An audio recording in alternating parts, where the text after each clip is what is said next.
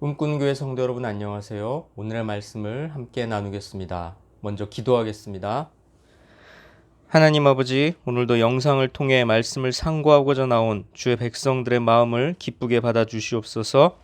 이 시간을 통해 주실 하나님의 은총을 기대하오니 충만한 은혜를 내려 주시옵소서.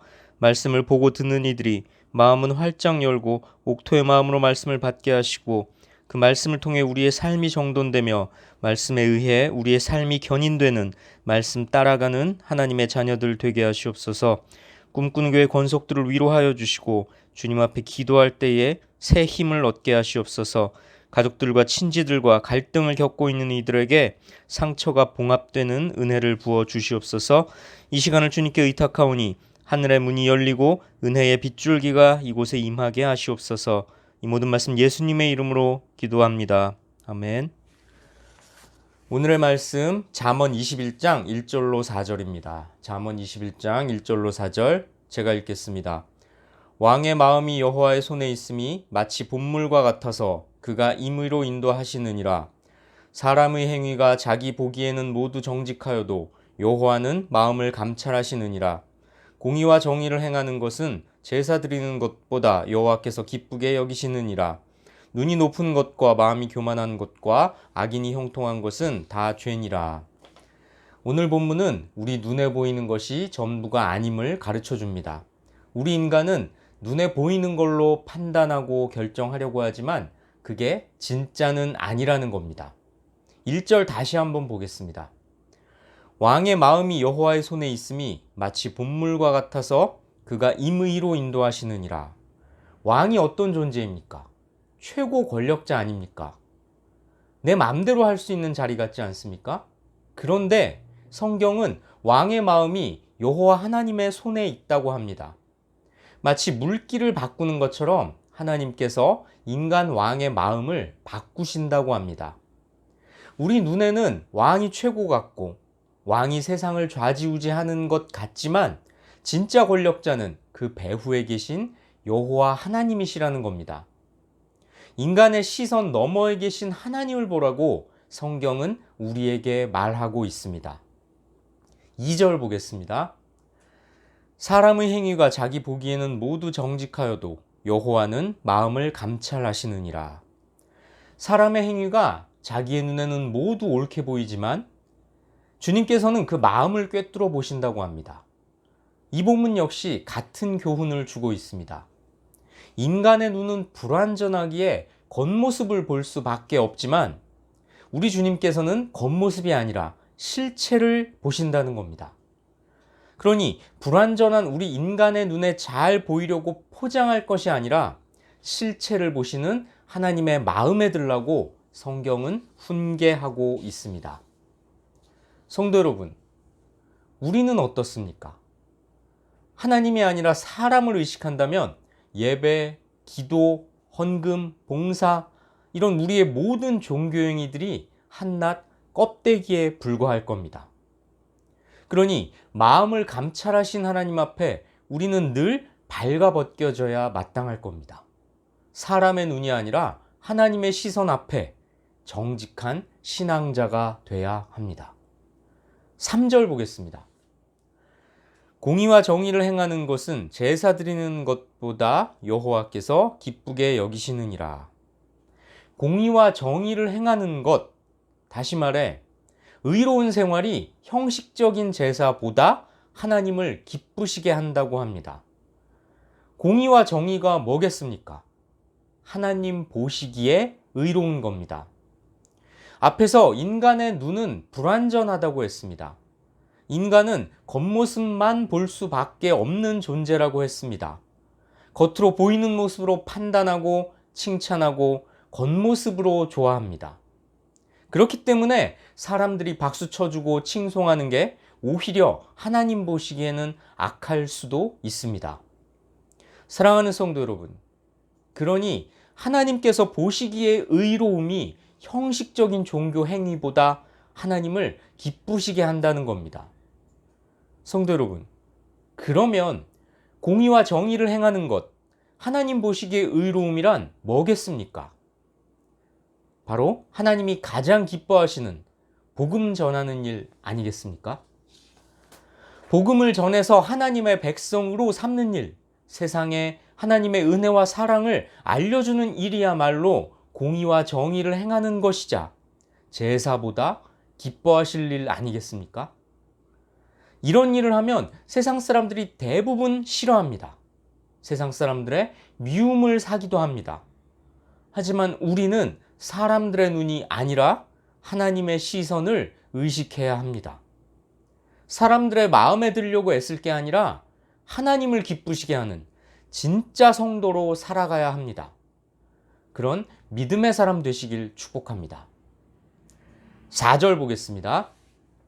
눈이 높은 것과 마음이 교만한 것과 악인이 형통한 것은 다 죄니라. 이 구절은 잘라서 볼 필요가 있습니다. 눈이 높은 것, 마음이 교만한 것, 이 두 가지는 거의 같은 뜻입니다. 거만하다는 거죠. 성경에서 거만하다는 건 그냥 사람들 사이에서 그렇다는 게 아니라 하나님 앞에 거만한 걸 뜻합니다. 다시 말해 하나님의 권세를 두려워하지 않고 하나님의 말씀을 가볍게 여기면서 하나님 말씀에 불순종하는 악한 모습을 가리킵니다. 그러니 눈이 높고 마음이 교만한 것, 하나님 앞에 거만함은 하나님 앞에 아주 불경스러운 죄일 겁니다. 그런데 4절 하반절은 무슨 뜻일까요? 악인이 형통한 것은 다 죄니라. 악인이 형통하는 게 죄라니 이게 무슨 뜻일까요? 이 구절은 두 가지로 해석됩니다. 첫째, 악인이 형통하는 건 죄의 결과라는 겁니다. 악인이란 눈이 높고 마음이 교만한 자입니다. 그런 자가 이 땅에서 형통한다고 한들 그건 다 죄를 지은 덕분이라는 겁니다. 하나님 앞에 악인이 이 땅에서 잘 먹고 잘 사는 건 오히려 그가 죄인이라는 걸 증명하는 표지라는 거지요. 과연 그렇지 않습니까? 주변을 둘러보면 악인이 형통하는 것 같습니다. 의인은 오히려 고통받고 악인들이 득세합니다. 가장 쉬운 예를 들어볼까요? 주일에 교회 가지 않고 교외로 가는 이들이 더 잘 삽니다. 불의와 결탁하는 자들이 이 땅에서 부귀영화를 누립니다.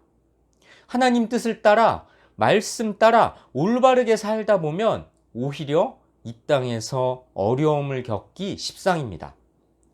세상 사람들이 하는 방식, 그들이 가는 길 등지고 말씀이 가는 길 따라가다 보면 형통해지기보다는 곤궁해지기가 더 쉽습니다. 그래서 예수님께서도 그런 길을 좁은 길, 좁은 문이라고 하셨죠. 마태복음 7장 13절 이하는 우리에게 이렇게 훈계합니다. 좁은 문으로 들어가라. 멸망으로 인도하는 문은 크고 그 길이 넓어 그리로 들어가는 자가 많고 생명으로 인도하는 문은 좁고 길이 협착하여 찾는 자가 적음이라. 멸망으로 인도하는 문은 많은 사람들이 좋아하지만 생명으로 인도하는 문은 좁고 길도 협착해서 사람들이 찾지 않는다고 하셨습니다.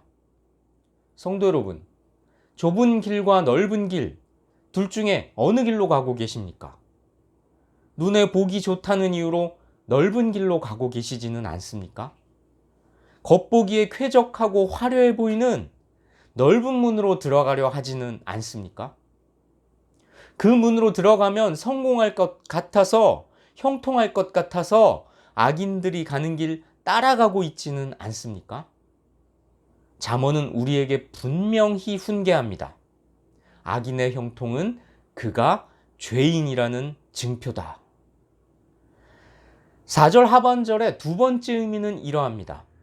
악인의 형통은 그 자체로 죄라는 겁니다. 앞에서 악인이 어떤 자라고 했습니까? 눈이 높고 마음이 교만한 자, 다시 말해 하나님 앞에 거만한 자라고 했습니다. 이런 자들은 이 땅에서 형통하면 할수록 하나님과 멀어질 수밖에 없습니다. 우리 인간은 아주 연약하고 죄성으로 가득 찬 존재입니다. 그래서 약간의 고난은 우리를 더욱 하나님께 의지하게 만듭니다. 시편 기자는 이렇게 고백했습니다. 고난당한 것이 내게 유익이라 이로 말미암아 내가 주의 율례들을 배우게 되었나이다. 고난 덕분에 주님의 법도를 알게 되었다는 겁니다. 고난 덕분에 주님의 뜻을 알고 주님이 뭘 기뻐하는지 알게 되었다는 거죠.